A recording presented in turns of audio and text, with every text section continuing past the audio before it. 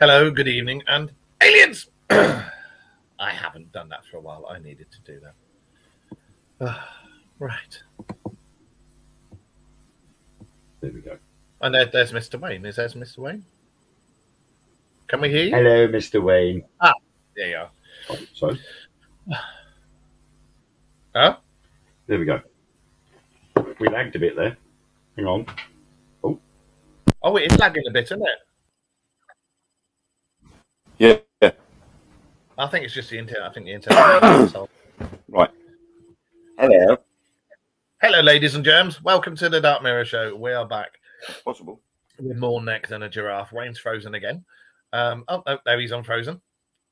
Tonight, we're going to talk about something different. I think lately, with some of the things, we've been going off track to what the Dark Mirror is about. Because, as you know yourselves, the Dark Mirror Show is about UFOs, USOs, cryptozoology, and the odd conspiracy theory. So I thought we'd go back on track, and tonight we're going to talk about the odd alien abduction and stuff. Betty and Barney Hill, Mr. Travis Walton, and various things like that. And we've even got a 10 signs to show that you may have been abducted. So for anybody out there, and then any of these things resonate with you never know. You may have been abducted. The trouble is after these signs say I've been abducted as well, but I know I haven't, but it will explain why I am the way I am. And also we have a special guest tonight who's in the studio with us now. Mr. Wayne. Mr. Wayne had something happen to him on the way home. I've told him to show me on a doll where he got touched, but he refused to. He said that something has happened to him on the way back from an investigation. There's a time slip. There's 3 holes appeared on his person. There's other people in the car that experienced the same time slip. And there's, 22 minutes of time missing and 25 miles down the road, or the other way around. Like Over to you. 25 minutes, 22 miles. Okay, well, set the scene, set the scenario, and explain to everybody out there in listening land and watching land what happened. Right, here we go. Get prepared for this, guys. We were, Truth Beyond Paranormal, we were filming our last episode down at Woodchester Mansion Saturday night. We approached there, we got there 8:20 in the evening. And we were all standing in the car park having a quick cigarette before we entered the building. And we noticed a strange white light flying over the mansion itself, heading in a northerly direction. And everybody straight away said it's the International Space Station. Well, unfortunately, the International Space Station doesn't travel in a northwesterly direction. It's more of a southeasterly direction from west to east. It does the wave, and we couldn't understand. And here's a mock-up of what the International Space Station would look like in the sky. And sorry.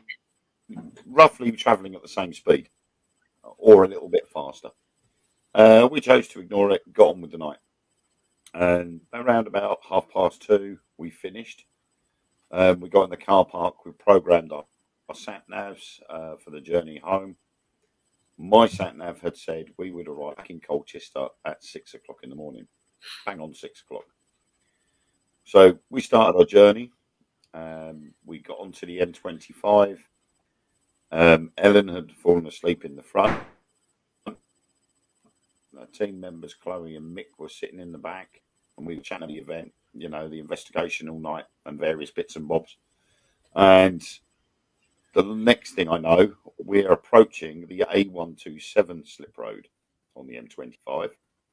And anybody that knows the M25 should sort of know roughly the northern part of the way, that there's a big gap between junction 26 and junction 29, 22 miles. And next minute I know, we're going up the hill past Waltham Abbey, and we're literally facing the slip road for the A127 22 miles later.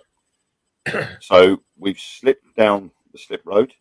back under the M25, back up again and onto the A12 to head to Colchester. We got back to Colchester at 25 to 6. Now, we'd already sort of pre-empted what we were going to do. We were going to come up the 11 and along the A120 past Stansted Airport to Colchester because it would be quicker avoiding roadworks. We'd missed all of that. We'd missed the A12 junction. We'd missed the M11 junction. None of us remember being there. Straight away, I started to get a headache, which got stronger and stronger. We got to Chelmsford and Ellen woke up just as we hit the bag up. It was already dead in the road. And we got back home at 25 to 6. 25 minutes earlier than what we should have done. And because of the extra route that we'd taken, should have taken us 10 minutes longer. So we should have got back at 10 past 6. So we're 35 minutes missing there somewhere along the line. Literally got to bed. Woke you up didn't roofie an hour yourself later. Sorry? You didn't roofie yourself, did you? I don't think so. Got up an hour and a half later. Felt as right as rain. And for the first time in 6 years, I woke up without a hip or backache, which I've always done every morning without fail.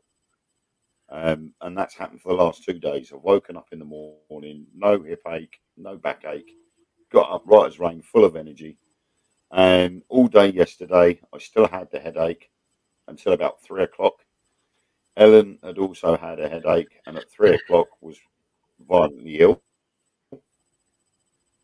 I spent all day trying to figure out how or why we lost all that time and the distance. I checked on Google Maps on exactly how far we'd travelled without knowing where we were.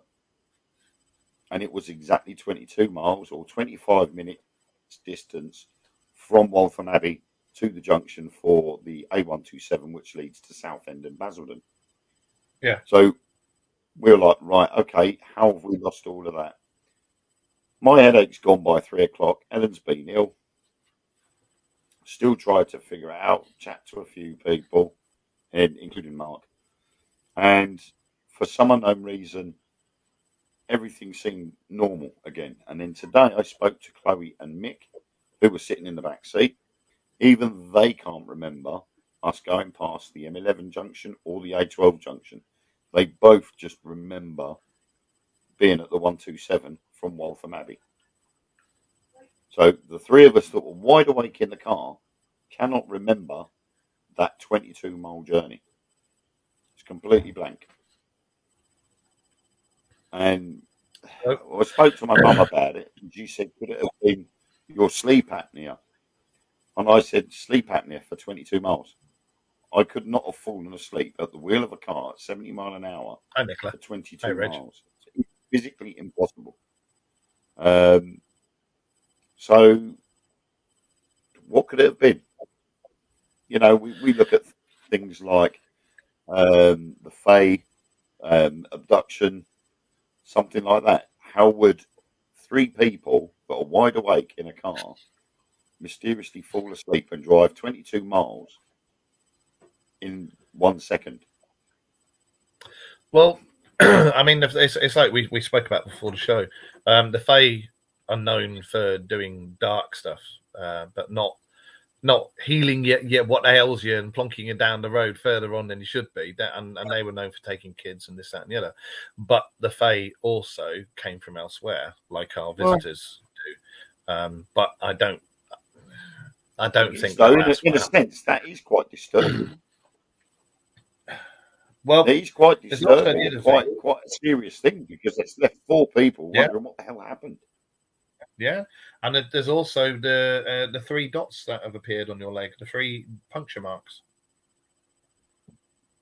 Yes, I discovered late last night that I had 3 marks on my leg which weren't there before, and I've checked, and they are not bite marks because they're not raised.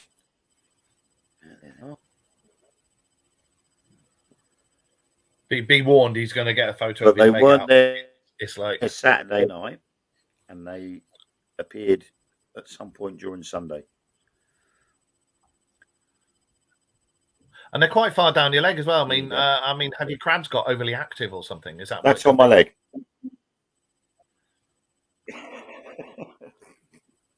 It does look, doesn't it? It looks like a thing with like 3 needles, and somebody's gone, do you know what? And taken a sample.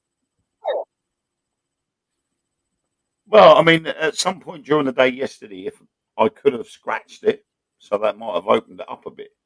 But normally, if you get a bite, I know my body reacts to being bitten. And if I get a mosquito bite or a flea bite off the cats or something like that, even a spider bite, my leg will swell up quite a bit, and there'll be quite a raised bite mark. That's why you've been trying to get bitten in the penis by mosquitoes for so long, isn't it?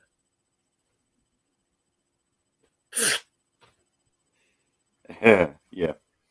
To be fair, if I get bitten by mosquitoes, yeah.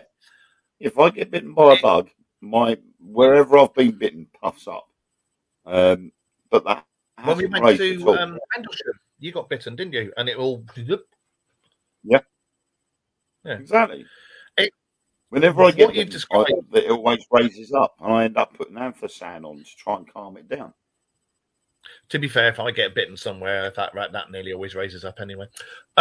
It does sound very, very similar to a lot of abduction cases, and the fact that there was 4 of you in the car, 1 was asleep, and has anyone else got any marks anywhere? Well, I'm Mark. No. Nobody else, just you, the driver. I'm the only one that's got any marks. It does seem you've got the missing time, you've got the distance travelled, you've got the fact that all of you were talking and none of you know anything about this.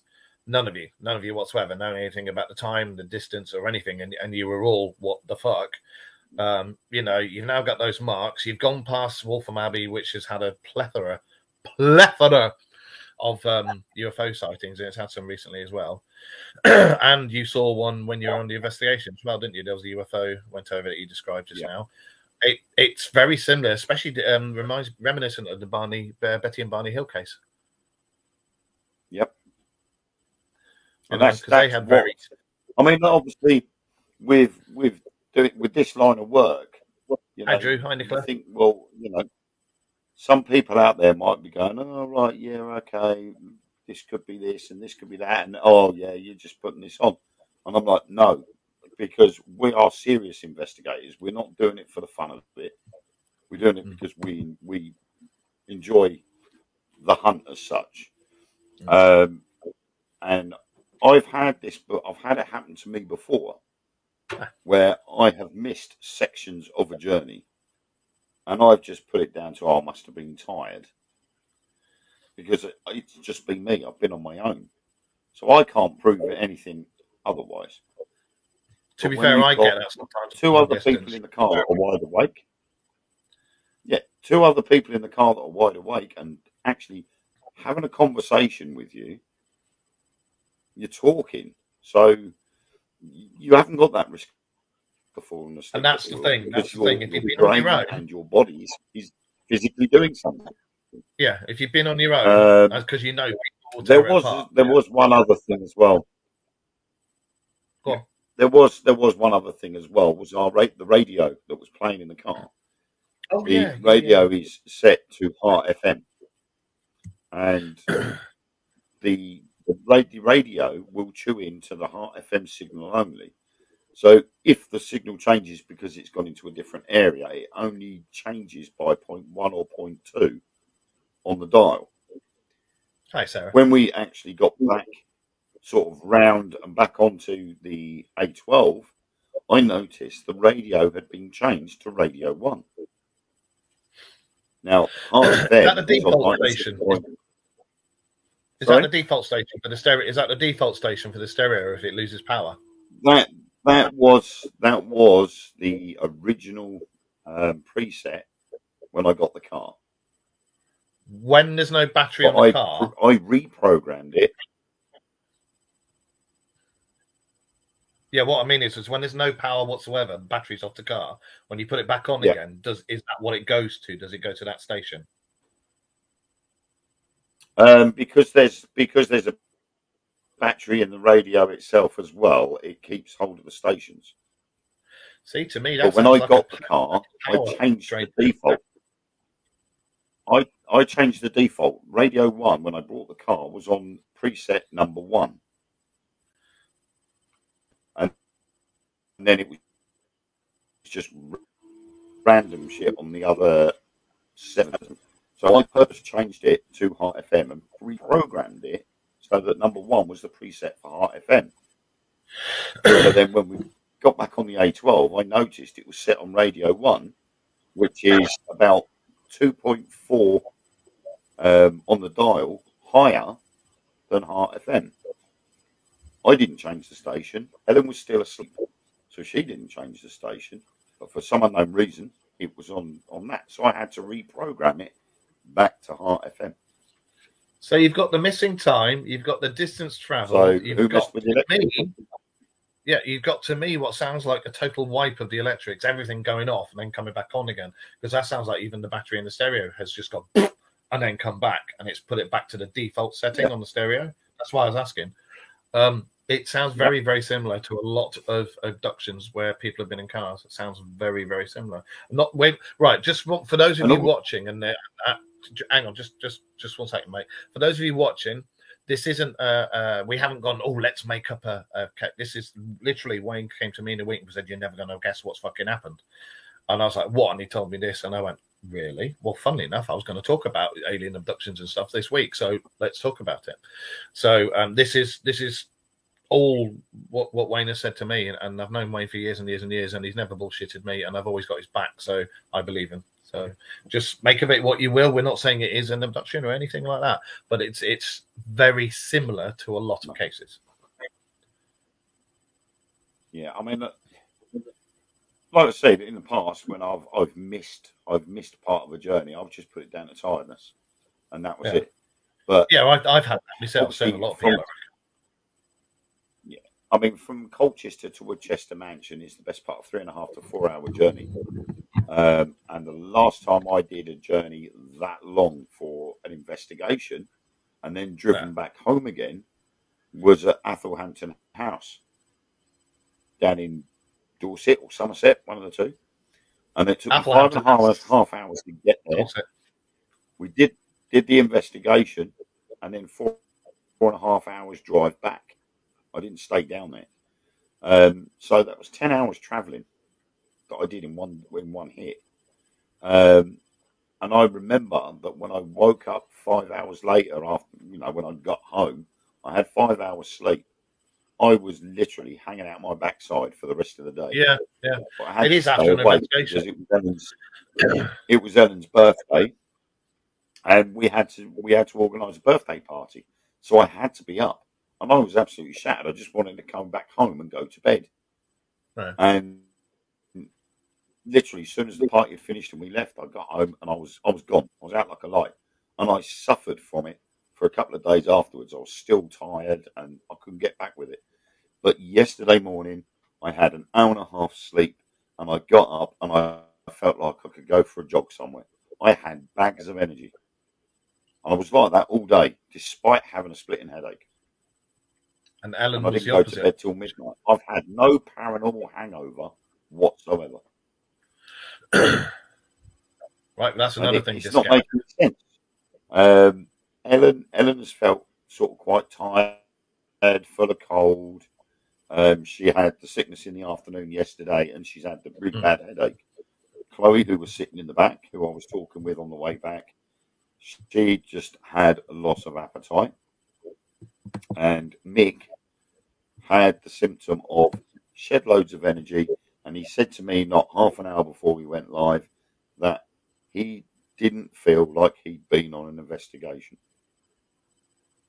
Well, so all that time we spent at Woodchester Mansion travelling down there and back, he feels like we never did it because he's still got loads of energy. Have any of you noticed? I mean, I don't know if you have looked or anything, but did any of you have any scuff marks on your shoes? Were your trousers dirty? Was there any bits of grass or anything? Did your bumhole hurt? Anything like that? No, the only the only thing we had was shed loads of dirt all over the car, but I just assumed that was because of the Woodchester mansion. It's only a dirt track road leading up to the place, and it's quite possible that the dirt came from that. And I had dirt on my shoes, but again, we had to cross the car park. Let me read out a little bit about the Betty and Barney Hill case, the very first bit, the bit that they can remember before they were hypnotized. They said they were feeling exhausted, and they set out to return home from their trip to Niagara Falls through the countryside. They recalled all the moments leading up to the ET encounter. They recollect laser-like light that seemed to track them at every winding turn. They recall finally getting out in the car to see what the light was, and then that's it.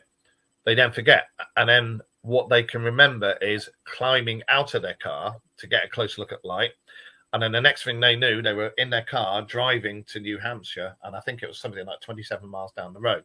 But with them, their clothing was tattered, they had scuffed shoes, and their watches had stopped. And where was it? I read about it. Hang on. The radio had changed on the car as well. And they remember that when they stopped to look at the light, the car was acting strangely with the electrics on it. That's why I was trying to say, like, with you guys, there's a lot of similar things have happened, apart from obviously you've still got your clothes intact, your bumhole doesn't hurt, and you haven't had any aerials sticking out of it. You haven't found any strange lumps. I will admit though, I have, now word of a lie, until this afternoon, I could not go to the toilet. You've been impacted.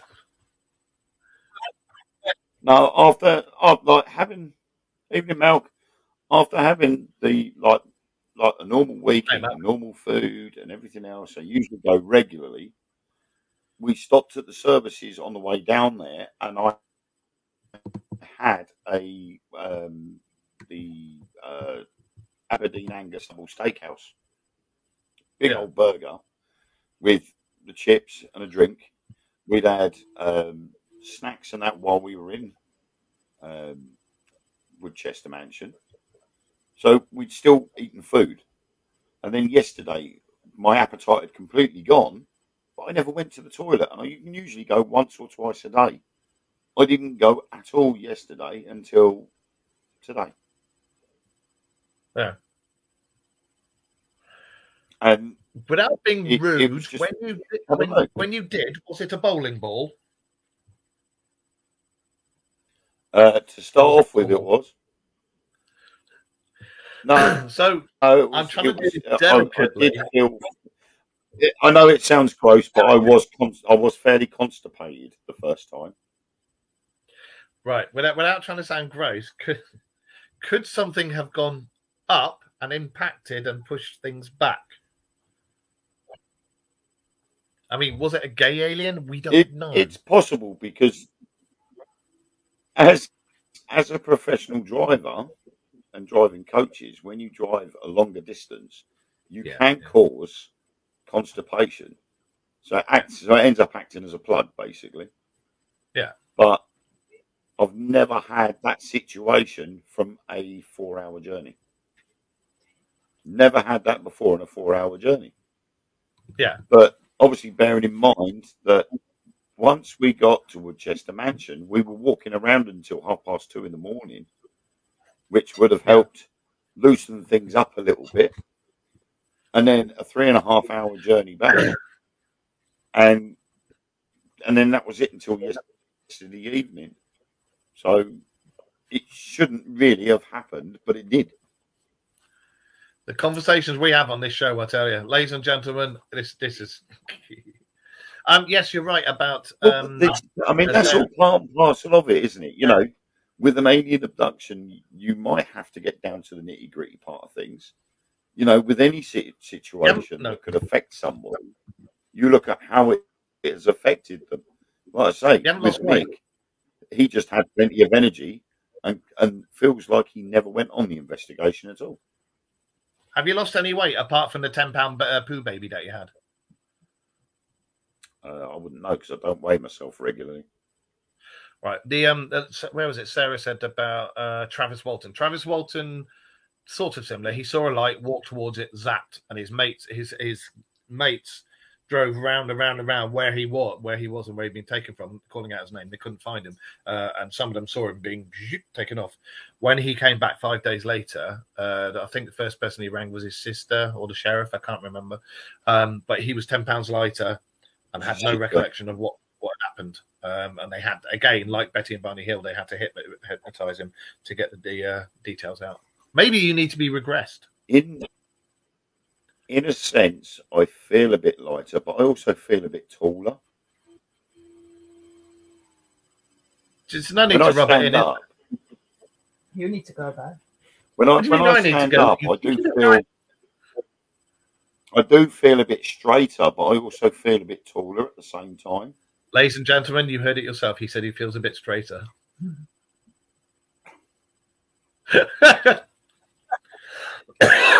Don't make me laugh, for God's sake. Yeah, I say. Hi, Eric. You right? Let me get me Violet LeBonc wig out. No, Rachel said I need to get it because I'm short. Well, but I'll tell you what. Like I say, it's weird because I woke up yesterday morning. I didn't have a backache and my hips didn't hurt, and that is something that hasn't happened in 6 years.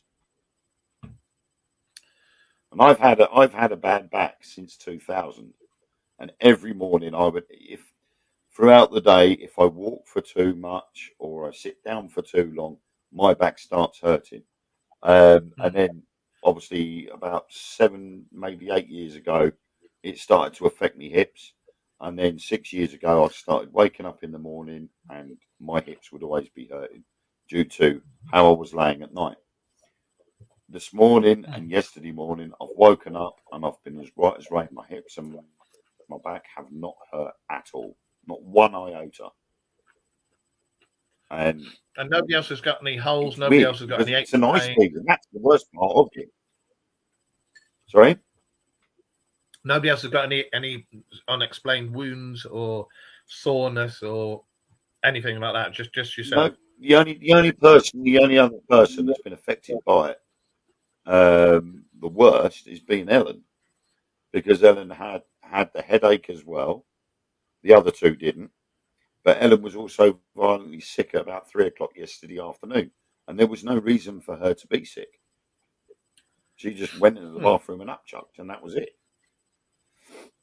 And the others are all right, but they've all got the same missing time and distance, and like, what the hell happened there? Yeah, they've all agreed with me that we've missed time somewhere along the line. They don't remember what the M11 junction. They don't remember the A12 junction.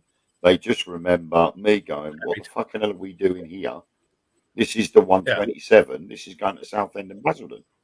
So we then automatically came off the M25, underneath it, back on the M25, and then along to the next junction, which is only about quarter of a mile, half a mile from the A12 to the A127.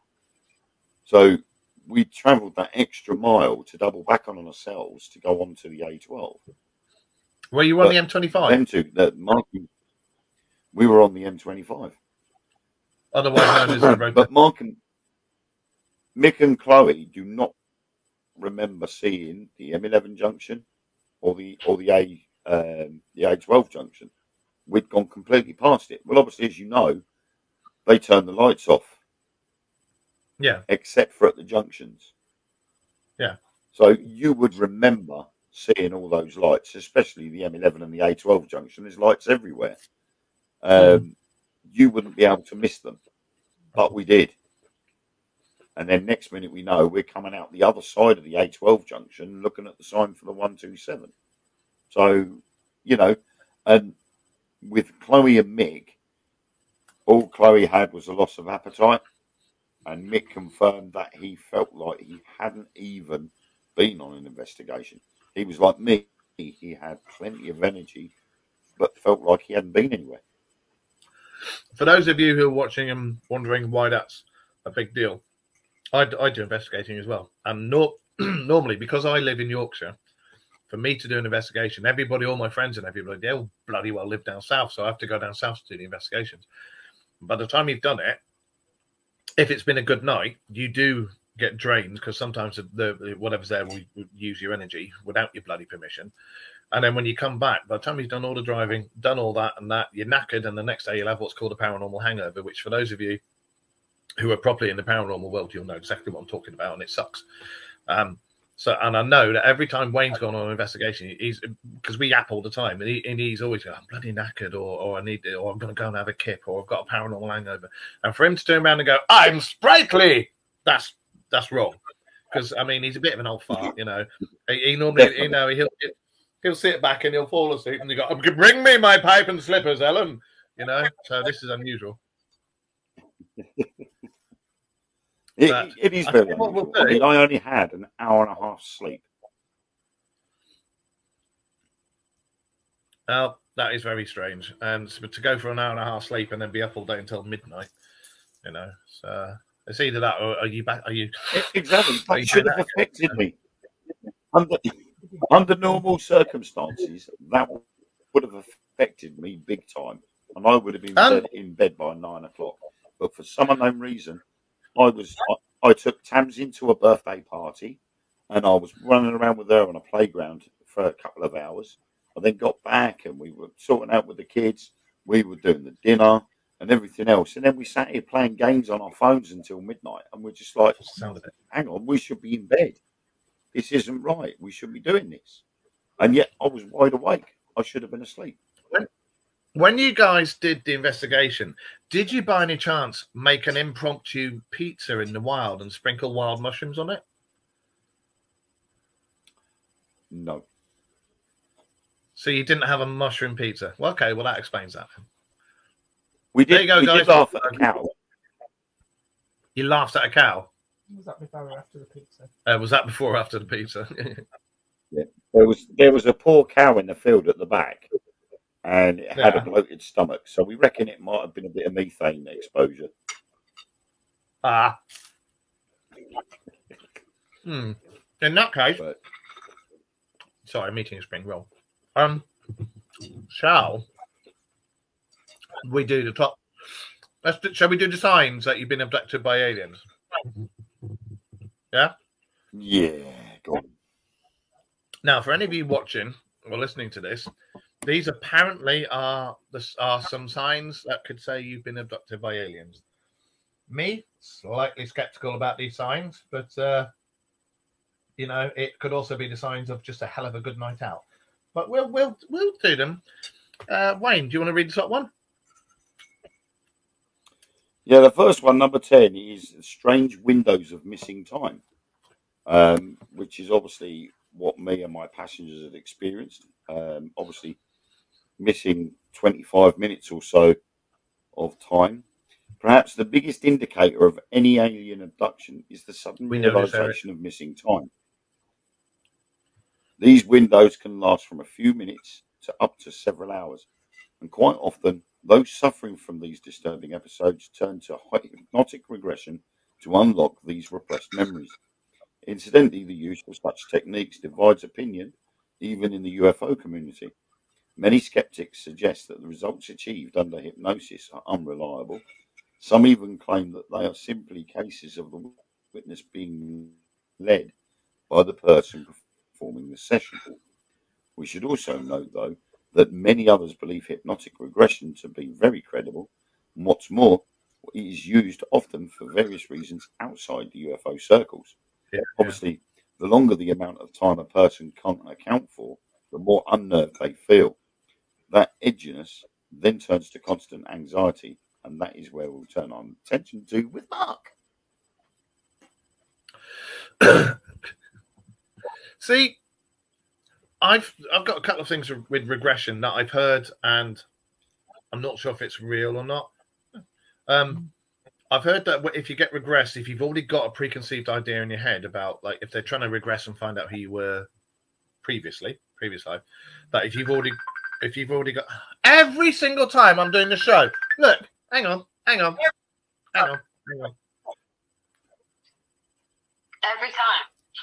time. Every time. Sorry. Hi, everyone. Hi. Sorry again. That's my daughter, for my Becky. rude- It wouldn't be the show without me. It wouldn't be a show without you. You're going to have to join us on a show one night when we talk about stuff, all right? Okay. All right, love you. This is why I call you. I'll call you. Call me when you're finished. All right, love you. All right, love you too. Bye. Bye. Bye, everyone. Bye-bye, everybody. Bye-bye, driver. Bye. Bye-bye, driver. Bye. Yeah. Supposedly, if you've got a every fucking time she does it, it's supposed to have if you've got a preconceived idea of what you were, who you were, or what you went through, when you get regressed, they think that because you've already got that idea, that will come through, and that's what it is. But is it a preconceived idea, or does your DNA know what you were? The thing is, though, with hypnosis, they use hypnosis for other things as well, like past life regression. Huh? It's not just to figure out where your missing time has gone to. They do it to find out whether some people have had a past life. I've been told that in my past life, I was a soldier that died on the beaches at Dunkirk. But I've never gone through past life regression to actually confirm that, because I trusted and believed the lady that told me this. Yeah. But then you look at things like, okay, you do regression on somebody, but to actually tell whether it's the truth or not, they do things like what they did with Travis Walton and his friends.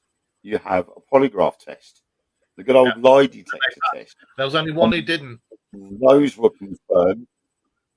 Oh, I think it was the one that they first accused of apparently murdering him, refused to do it, didn't he? That's right. And then eventually the others did, and they all passed. Yeah. So if you have regression and then have the polygraph, that would confirm whether what they said during regression would be true or not.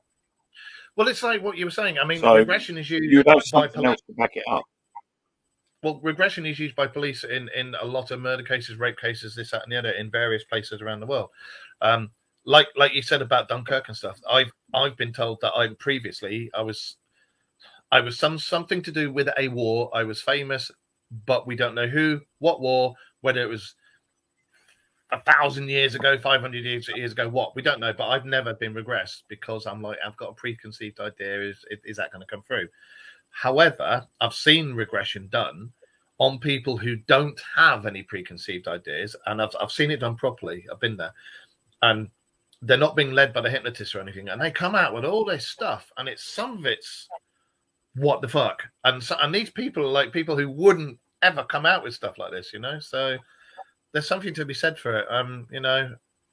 Yeah, I'd love to get Travis Walton on the show. The thing is, I really like the guy, and the thing about him is, the reason I think he really happened and he's credible is because for years and years and years he did not talk about it. He didn't want to make money from it. He just stayed away from it. And it's normally the ones who straight away go, "Oh my God, I'm going to write a book," and it's that always makes me go, I mean, yeah, and this is the problem I'm faced with, because obviously I write my books. I'm already in the paranormal community. So, it's a case of how many people out there are going to go, he's just doing this to sort of promote himself or his books or the Dark Mirror radio show or Truth Beyond Paranormal. That's not the reason why I'm doing it. The reason why I'm coming forward is because it's an experience that me and 3 other people had that we can't explain, and I'm not scared to come forward and say it. Being a paranormal investigator leaves you to be ridiculed by certain people in communities anyway. Yeah. So regardless of whether I come out with and say, there's this. I mean, I haven't come out and gone straight away, I got abducted by aliens. All I've said is 4 of us are traveling in a car and we've lost 22 miles and 25 minutes of time. We haven't got a clue where. And that's it. And so I will always stick by what's happened. It's like you said, we're in the paranormal community, and I'm the alien guy, so it should have fucking happened to me, you bastard. But I've known you for donkey's years. You've never shit on me. You've never shit on anybody else. You've never come out with all this waffle about this, that, and the other. And I've got your back, and I believe you. You know, something has happened, something odd. I'm not saying it's an abduction or anything like that, but something strange has happened, has occurred. And because we're in the paranormal community, people will say bullshit, bullshit, bullshit. Because, and it's like you say, because you write books and stuff, people are going to go, yeah, right, okay. And it's been no different to when we went to Rendlesham Forest and we took that photo. Yeah. Everybody we've shown that photo to have all said, "Oh my, that's pretty damn good to catch that." You know, they haven't ridiculed us. They haven't gone, "Yeah, what a load of shit." We know what we saw. You know what we photographed. And, you know, it's a case of where the people do. And I had it at Church Farm, Skegness. I took the picture of that shadow inside the summer house that was locked. And yet it was clearly standing in that summer house. And I was with you when it happened. We saw it. And other people tried to recreate the same thing, and they couldn't. Yeah.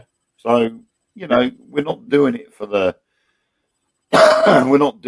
media coverage, the likes, the money, or anything like that. I'm doing it because, you know, I'm one of those people that believes something else is out there, regardless of whether it's aliens, whether it's fae, or something else. But that was our experience, and I've had to share it because it's helping. I think as well, it's also helping me to deal with it. What I will say to everybody out there, and thank you, Rita, is I do the ghost hunting and paranormal investigations and stuff. But as you know, predominantly myself and the show is ufology, USOs, cryptozoology, and conspiracy theories. And it took Wayne out of his comfort zone when I said to him, "Do you want to come and do the show with me?" Because he was always, you know, ghosts and stuff, and he was like, "Yeah, go on then." And he's all, you know, and he's got right into it now, and he's like, "Fucking hell, I didn't know this, and I didn't know that, and I didn't know that," you know. And I'm the one who gets excited. I get a little hard when I see a tiny light go over in the sky, and I'm like, "Oh!" You know, my nipples get erect and everything. And now Wayne goes like that as well. He sees a light in the sky and goes, "Boom!" So, you know, we don't do, you know yourselves, when we do the show, we call out bullshit. We call out people who make things up. We call out bollocks, like Huff. When somebody famous dies and he goes the same fucking night and says, "Oh, I spoke to them through my spirit box." Charlatans like that, fakes, bullshit. We call them all out. I haven't had an experience like this, and I'm not. And it, you know, as you guys know, I'm the alien guy.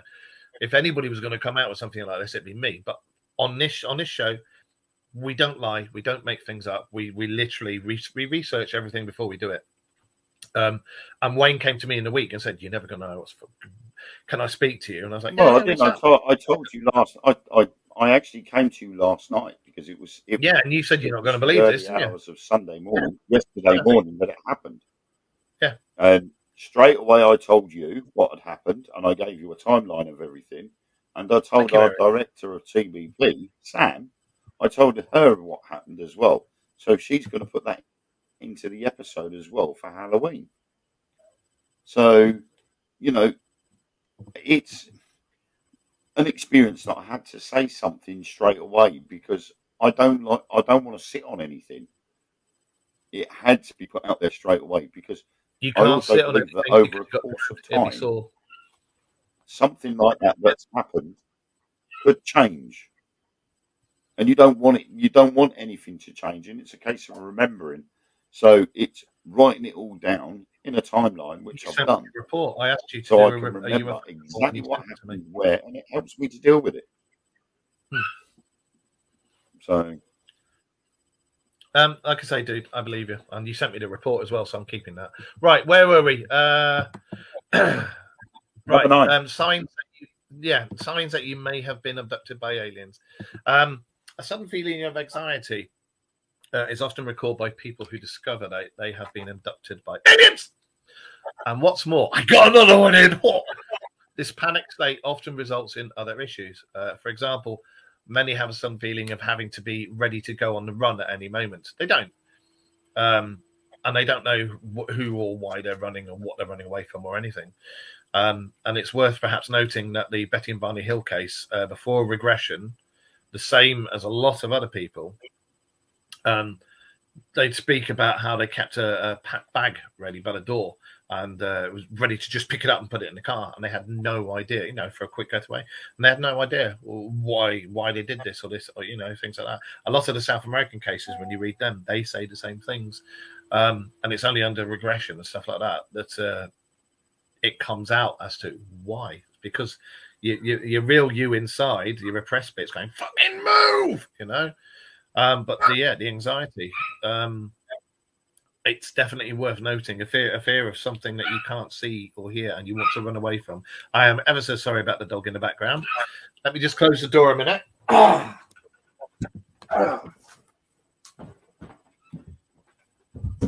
And then he disappeared. I had to close the door because there was a dog barking. Right. So yeah, there's the anxiety. You say that. When we went to leave on as a Sunday morning, we went to get in the car. Now, I knew for a fact there was only one cow in the field at the back of Woodchester Mansion. Wasn't my ex-wife, was it? Was ill. It'd been put there on. It was put there on quarantine. And the last time we checked on it before we left, it was asleep. It was actually laying down on the grass. And as we went to get in the car, I got in, I sat down, and as I did, it sounded like, when somebody kicks a metal bucket and they kick it over, it makes all that rattling sound. Yeah. Yeah. Bearing in mind, this is a field with grass that's about 3 or 4 foot high. Okay. As I sat in the car, it sounded like someone had actually run through a whole pile of buckets. There was all this metal, like the sound of metal buckets rattling like crazy. And I just turned around to Ellen and I went, that's it, we're going. Shut the door. And I reversed back and drove out. We were the last ones in the car park. The guy that runs the paranormal stuff up there, Marcus and Sam, had already gone further ahead up the driveway. And I heard that and I went, nah, that's it. Now, I don't normally budge like that. But for some reason, when I heard them buckets, I'm like, that's not the cow, because the cow's there asleep. So what the hell is making that noise? And I'm just like, nah, see you later. I'm gone. Yeah. And I drove off. So I don't know what that was, but that be the anxiety side of things coming in. You hear something and straight away you're like, nah, something weren't right. But the guy that does the events down there, Chris, he did say that there has been UFO sightings in that area before. So I don't know. Was it something walking around watching us? I don't know, but it certainly kicked up a bit of anxiety there when that happened. Something has occurred. Something has occurred. Well, I'll let you read number 8.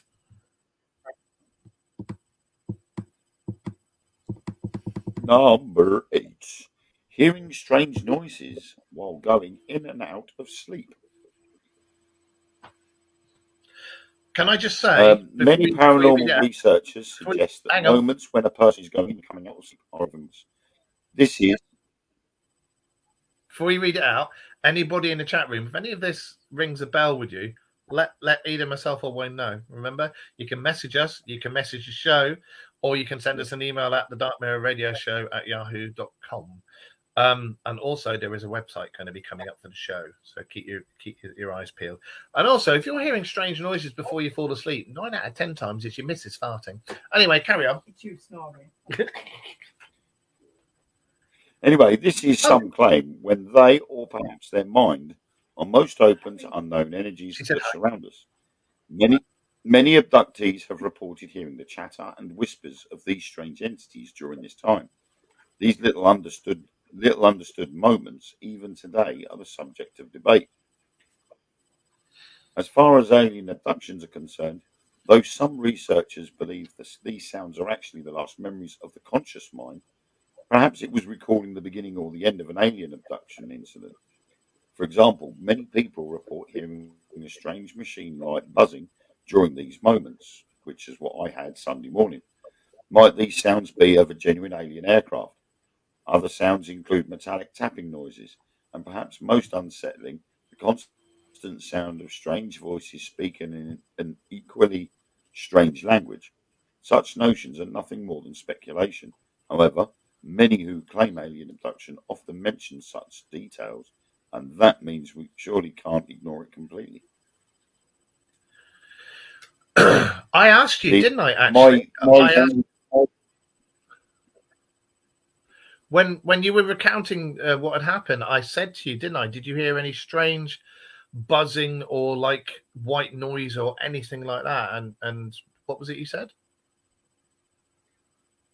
There was a funny noise coming out of the stereo in amongst the radio chatter. Yeah. And I've had can only suggest it's like a faint tinnitus in my ears, faint ringing. Yeah, and that's another sign. So, you know, it's... Right. Okay. Well, yeah. And here we go. And this applies to you as well. The appearance of unusual markings on your body. Perhaps as much as missing time, another supposed clear indicator of alien abduction is the sudden appearance of strange markings. And by that, I don't mean a weird tattoos after a drunken night out. These are often red dots. You've got 3 of those in a line, or squares, and are usually regularly pasted on the body, as if it came from a purposely designed template. That's what I said to you. It looked like 3 needles are going. Yeah. What's more, these markings are often in particular patterns and not simply a mark or a bruise. I'm Mark. The markings are very similar to branding, and most often these marks fade after several days. So you've noticed it today. Count how many days it takes them to go away. Are these bizarre dots, squares, circles, or other shapes physical proof of an encounter? And do we accept that many people who have made such claims are genuine? I believe a lot of them are. I also believe a lot of them are crackpots. Wayne, you're not a crackpot. And it's certainly an area of intrigue and a detail that can't be missed for study. And a lot of people who've said about these dots and markings and stuff, they found those weird alien chips and things inside them. And also these strange markings often result in the this just says here, in the result of strange pieces of metal buried within the abductee's body. So yeah, and another thing with those bits of metal. Hi, Jacqueline. With those bits of metal that are found, a lot of them I've seen. I can't remember what the program was, but a lot of them I've seen them being taken out. There's a particular surgeon in America who takes them out, and they've been tested, and they're nothing. Then it's not known to Earth. There's no known compound or alloy or anything to Earth. So very unusual. Have you got any strange lumps anywhere, young man? I haven't discovered them yet, but I've got the markings. Well, run a metal detector over it. Run a magnet over it. I was going to say, I'll run a magnet over it. I haven't got a metal detector. I'm again, sorry for the dog in the background. We have a badger. But the thing is, if I hadn't have run my hand down the side of my leg to my knee, to scratch my knee, I wouldn't have noticed them. So whereabouts is it on your leg? So I ran my hand over it. Is it like here? On the, is it on the right hand side of my... Yeah, just before the knee, on the right hand side. On the inside or the outside? Outside. The what? Outside. Outside. Yes. Right. For some reason, he kept cutting out the outfit. Oh, way up. He's going to get his legs out. Way up. Calm yourselves, ladies. Okay. Could it have been strap marks from having your legs held down? You know, when they fisted you. Yeah, that bondage session was pretty good.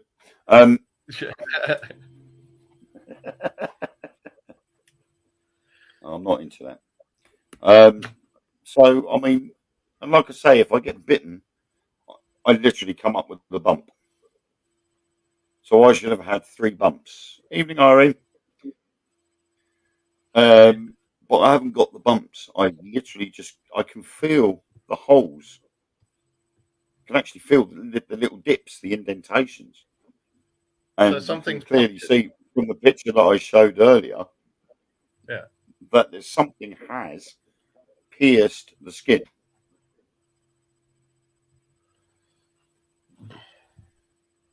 Read out the next one, Macduff. Anyway, waking up in a different place from where you fell asleep. Many people sleepwalk, and they do so for a very variety of reasons. However, many of those who make claims of alien abduction also claim that they often wake up in a different room of the house. And what's more, they are often unclothed or undressed in their clothes, and redressed in their clothes even, but in a chaotic order, as if they'd been dressed by someone who had little idea of how such clothes should be worn. Even stranger, the apparent abductee often wakes to find dirt or soil on their feet, or even with cuts or scratches to their legs or arms. Similar to marking, they may receive from walking outside while being ill-dressed to do so. There could be many reasons for these strange accounts. However, once more, when combined with some of the other points on our list, they just might be a concern to some, perhaps especially if they are experienced alongside the details of Mark's next one.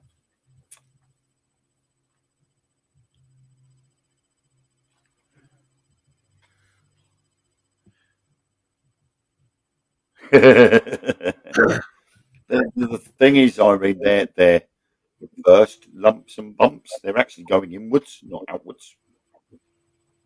Well, before we read the next one, Eric's just said this.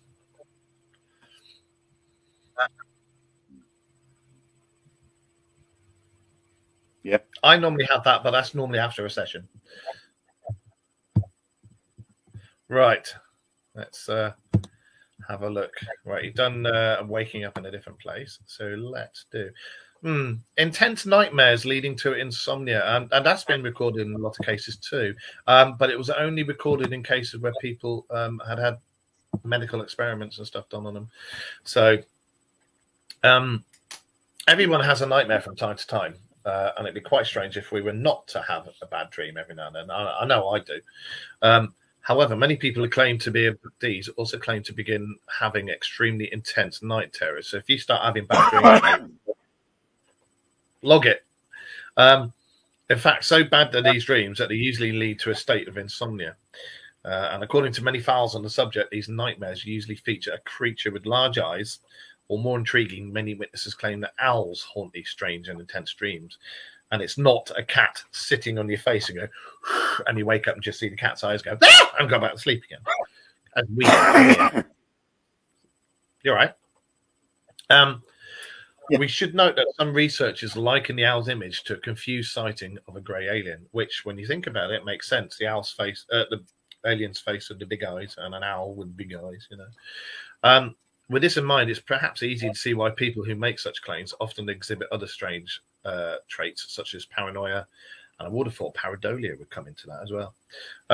And if these events are only in their own minds, they most often lead to the drained state that they'll find themselves in, you know, just knackered and insomnia and everything.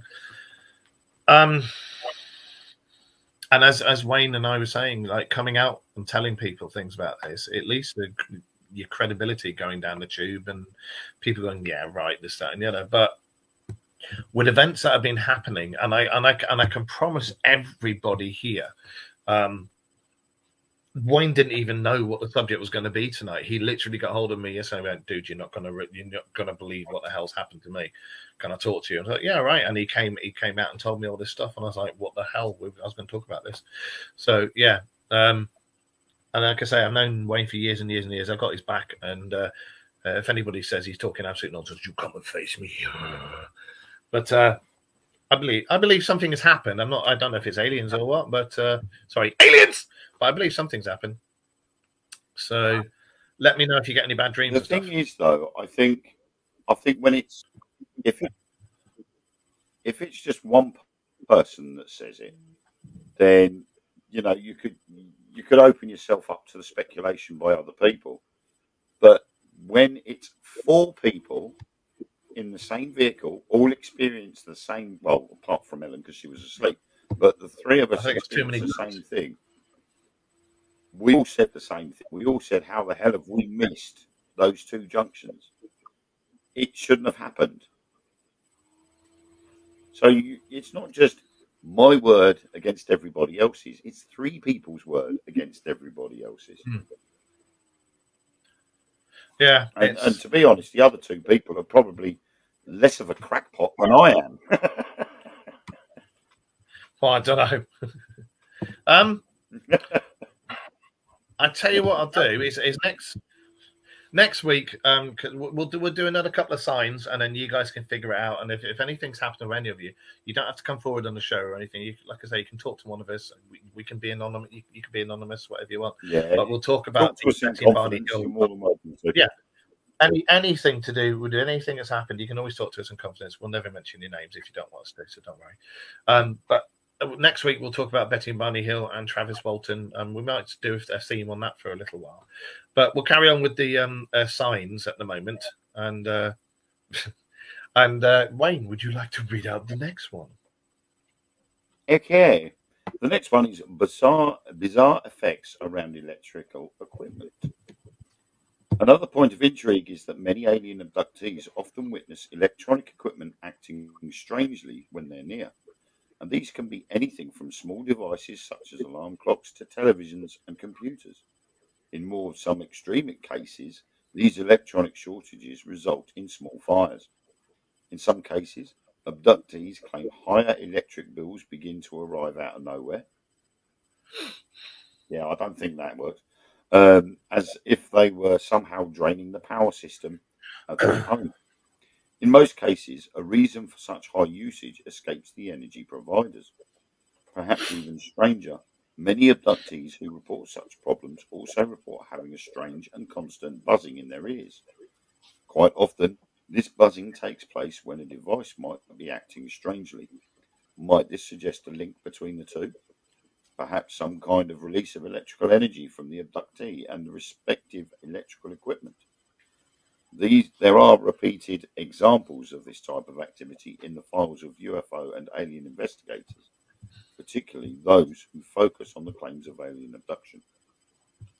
There's also, if I remember rightly, cases of high electricity use and electrical equipment going bang in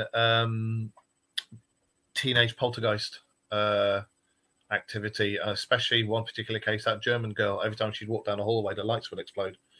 So that's also another thing where it happens. I mean, the thing is like you said earlier on, I had been getting the funny buzzing sound in my ears. The stereo in the car was making a funny buzzing noise before we lost time and space. And it was buzzing for a short while after until I changed the radio station back to what it was beforehand. Well, so keep a diary. Keep a little diary and make note of anything odd that happens for the next week or so. Just for the next week or so. Well, what I'll do is obviously I've got the timeline that I sent you. I've got that already on file, so I'll just add to it, and then I'll whisk it over to you. Yeah, all right, mate. And hiya, Josh. Josh is actually here, joined us tonight as well. Nice to see you again, mate. There's only 3 things left. Shall we read these out quickly? I'll tell you one thing, though. We do definitely have a lag somewhere. Going on about electronic equipment being weird. I can say something and ask you a question, and you won't hear it for about 10, 15 seconds. Really? There's a delay. There's a delay somewhere. Are you guys getting any delay or lag from us when we're talking? You know, you guys watching us and you guys in the chat room, let us know, will you, please? Right. Let's have a look at this one. The Shadow, number 3. Again, we would talk. This is something we were talking about before the show. Sudden paranormal activity and shadow people, and we were talking about the Fae or the Tuatha De Danann, which were the elves and the people before us, the original kings of Ireland, the ones that the first people of Ireland. They were called the Tuatha De Danann, and they were the Fae, and they came through doorways. And again, aliens. People from other dimensions, etc., etc. Yes, I said etc., etc. All come through doorways, or they have a craft capable of opening up the doorways and coming through, or warp drive, or anything like that. Anyway, the link between paranormal activity and an alien abduction is stronger than many people might think. Every time I say aliens, I get a little hard. Perhaps one of the strangest of these ghostly encounters is the claims of abductees seeing shadow people in and around the home. Now, I can say, actually, Wayne and I were on an investigation once in a thing called a Tithe Barn a long time ago, and we saw a shadow creature, person. That was. You remember? It completely covered the corner of that fucking barn. Do you remember? Yeah. Yeah. Anyway, these shadow people are so called as they are nothing but a black body-shaped figure, and even more unnerving, they are seen only from the corner of the person's eye. And then again, only for a brief time. And I'm sure we've all done that. We've seen somewhere and we've looked and it's faded and gone. Could these alien entities could they be alien entities moving around a person's home? Could they be weak spots, places in time, certain times of the year where the veils are thin? Because I do believe that when it's certain times of the year, certain places, you get thinner veils and things can be seen. Is it aliens using cloaking technology? Are they keeping an eye on the people that they've probed? Or might alien abduction be a different type of, might it be a paranormal experience rather than a galactic one? And also, other paranormal encounters are reported by abductees, and these include such horrible incidents as fast-moving or fast-forming fogs or mists out of nowhere.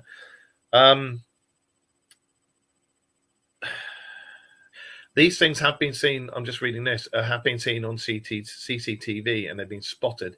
And I've seen a few of these, actually. I think Wayne has as well, these shadow things and shadow people moving and fogs and stuff like that. So,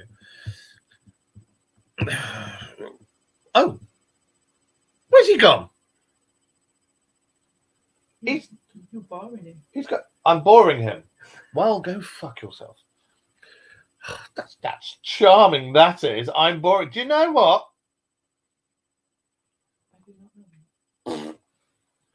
Apparently he's going to be back. I don't know where he's gone, but he's going to be back. So that's another thing. I might as well crack on with the next one. A sudden development of psychic and telepathic abilities. So one of the strangest signs of alien abduction is a sudden ability to foresee future events, and in some cases even the ability to use telepathy. There are various theories as to why this might be, not least that such strange events might result in channels opening in the brain that have previously been shut off. And when you think about it, 75, I think is it 75 or 70% of the brain we don't use it because it's just closed off. And I think that's why we get people with telekinesis and all sorts of weird and wonderful abilities, and people who can, well, empaths, telepaths, what's the word I want?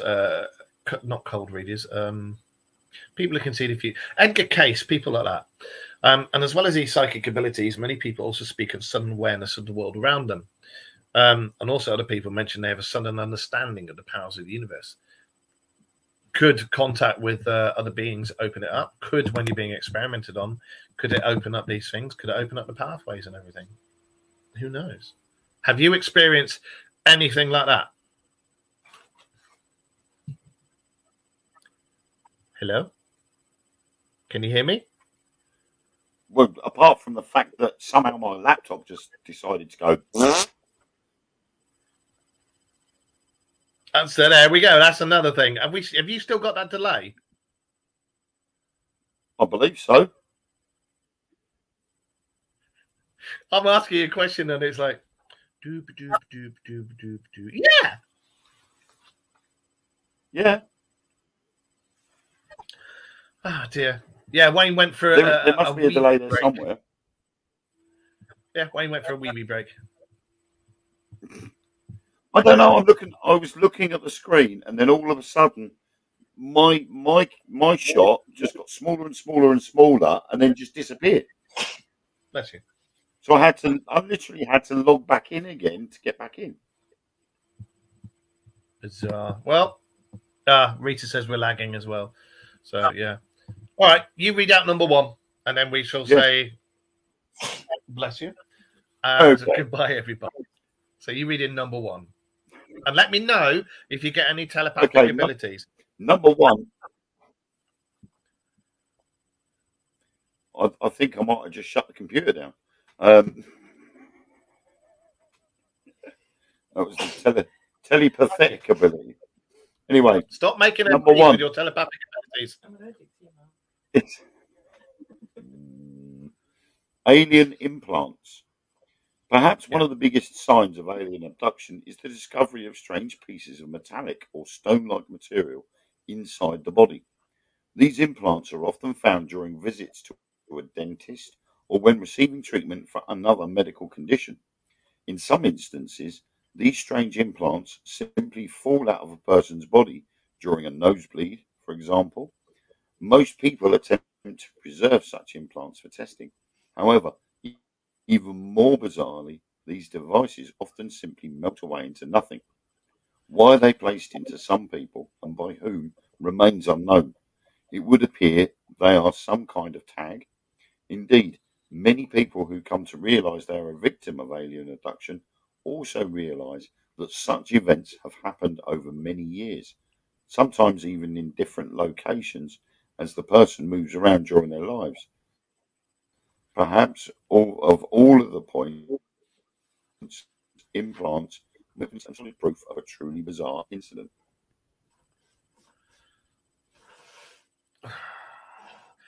I think for next week I'm going to get some stuff up about implants because I find the implants thing quite fascinating.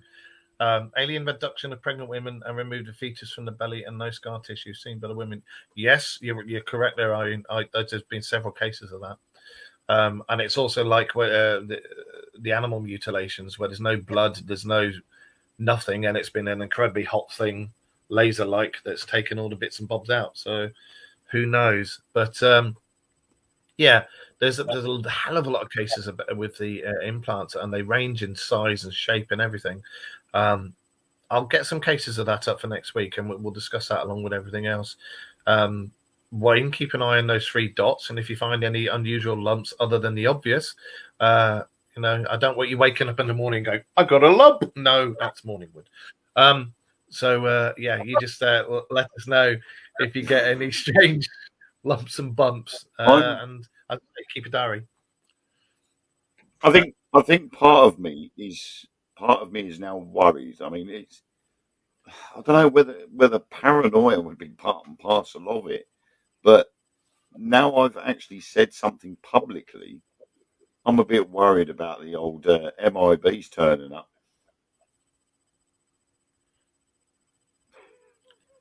Well, if you do, make sure you film it. Do it as a Facebook Live and fucking message me straight away. Mark, look. I think I'll have to. Yeah, I have to let them know I'm filming them first, of course. Maybe they're the ones from Rendlesham Forest that we saw, the ones who are above us. Maybe they've kept their eye on us the whole bloody time. I don't know.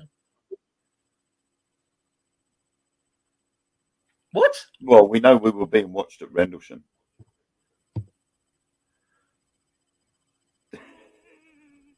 What the fuck? What the hell?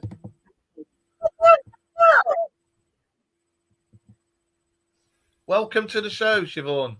Welcome to the show. Join us every week. We talk about all sorts of things on here, but at the moment we're talking about aliens and alien abduction and things like that. And we're going to talk because something has happened to my co-host and best friend here, Wayne. at the weekend. So we're just talking about that. And we're going to carry on the theme next week, and we'll talk about Travis Walton and Betty and Barney Hill, and we'll talk about implants and things like that. We're not your normal paranormal show. There's a lot of laughing and joking and innuendos, and well, in Wayne's case, in his arso, and things like that. So we'll be talking about stuff like that. I don't know whether Wayne has been probed or whether he was pegged. We're not sure. We're just not sure. So you know I'm going to take the piss. You know I'm just going to take the piss.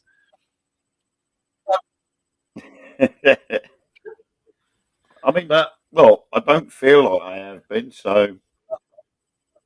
Does it make you feel a bit easier? Although you've spoken about and stuff, the fact that, we can laugh and joke about it, does that ease you off a bit? I do. I feel a bit easier now I've actually spoken about it, but now I've sort of come forward with it. I mean, obviously it's only been 36 hours since it happened. But now I've talked about it publicly, I'm now getting other thoughts about what the possibilities could be. Because obviously, doing what we do, we've read cases and we've read the situations where people have come and said something, and then the dodgy people have turned up and gone, you need to keep your mouth shut, or this will happen. And part of me is going, now, do I believe in the Men in Black? Do I believe in these shadowy people turning up at people's houses? I've seen the video footage of the two guys that turned up in Canada at the hotel and wanted to see the manager, who was off at the time, and rifled through all the paperwork like they were literally turning over the joint. So there is that little slight concern that somebody could turn up and say, you need to keep a bit stum about this. But hey ho, if it happens, it happens. It's a bit late now. I've done it. Well, it's like we've said before. We are on the edge of things being made known public. I think it's got to the point now with the fact that the US Senate have got involved in everything, and the powers that be over there are trying desperately to hide it and not talk about it. But it's got to the point now. Everybody. We all know they're here. We all know they walk among us, and when they have been for a long time. And I mean, perhaps most of us have seen somebody from another planet, but we haven't realized it. Most of us in our lifetime will see spirits, but we don't realize it. And that's a fact. So I don't see why not. We are not the only speck of dirt out in the middle of the cosmos. And anybody who says, I'm sorry, but these religions, all the religions that say we're the only thing intelligent life, my arse are we? There's civilizations out there thousands and thousands of years in advance of us. Look at Mu and Lemuria. Lemuria, the continent that went under the ground. Mu and Lemuria. Mu was they were the residents of Atlantis. They went to war with Lemuria. They were the precursors to us, and that's why all the volcanoes went off and Lemuria slipped underneath the waves. That's why Atlantis went bang. If you read all the scripts, if you read the Emerald Scrolls and you research it properly, you'll find these stories and it'll tell you and explain to it. Now, the people of Mu and the people of Lemuria were supposed to have been here for thousands and thousands and thousands of years, way more than we were, and they were our precursors. We've been here like that. So when you got civilizations that managed to blow themselves up that have been here for damn near millions of years, what's out there on other planets? We're not the only ones out there, guys. Yeah.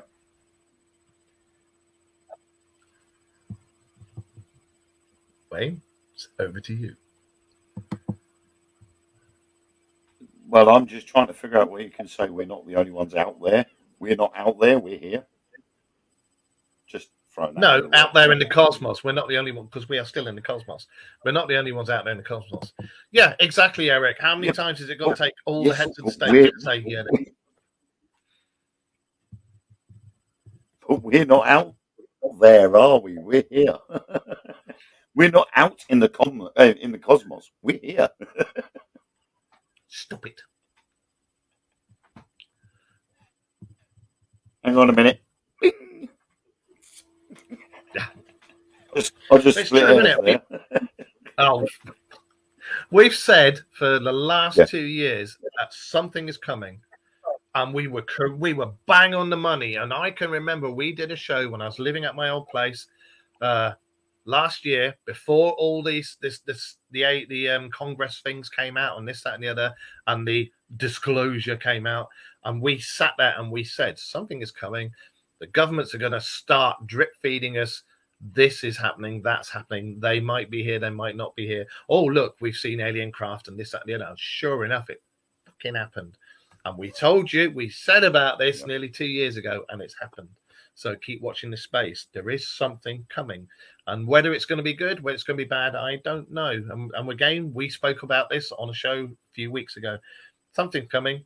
All of those who do the ufology and everything like we do, there is definitely something on its way. And I think it's going to be a case of they're here to help us, or we're going to war, which I really, really hope never, ever happens, because our lot's a warlike nation. But what the people up there don't realize is we don't want the wars. It's those idiots who are in charge of the countries that do that. The rest of us don't want this crap. So if you're there, come down and get rid of all the government. Hey? I think I'm part alien. Look, give us something I reckon that was probing. Maybe that's what happened. I black out and I turn into an alien. As that Wayne probed him, pushed everything back up, fixed his back at the same time, and then put him back in his car.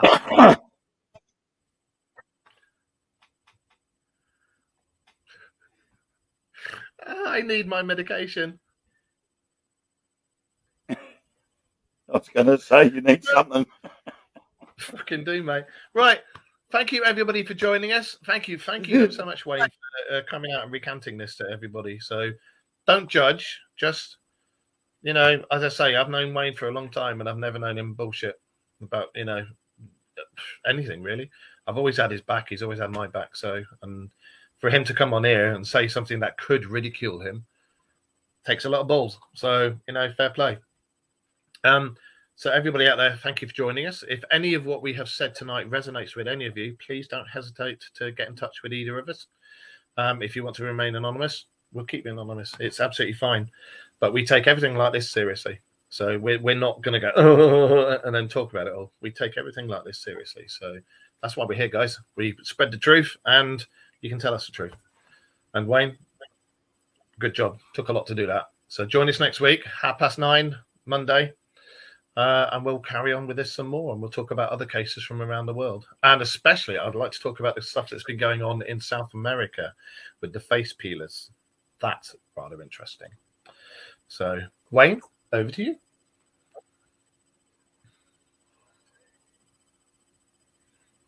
Really?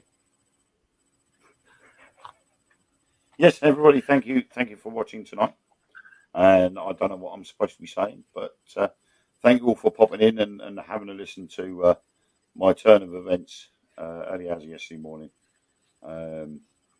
Thank you for taking the time to listen and joining in with the conversation. And we will see you next week. This delay, I hope we don't have this delay next week, because it just makes us look like complete and utter tits. But yeah, thanks for joining us, everybody. There's such a lag. There is such a lag there that I'm waiting for 5 seconds. Yeah. Everybody who's watching us in the week, and everybody who's joined us on all the other networks and in YouTube and on the Things Network and on Simply Spooky Network, thank you. I hope you enjoyed the show. Every Monday night, we are on Facebook, YouTube, the Things Network, and Simply Spooky Network, 9:30 at night GMT. So we're on from 9:30 to about 10:30, 10:45. So see you all next week. Thank you for joining us. And remember, keep your eyes to the skies. If you see anything, let us know. Bye.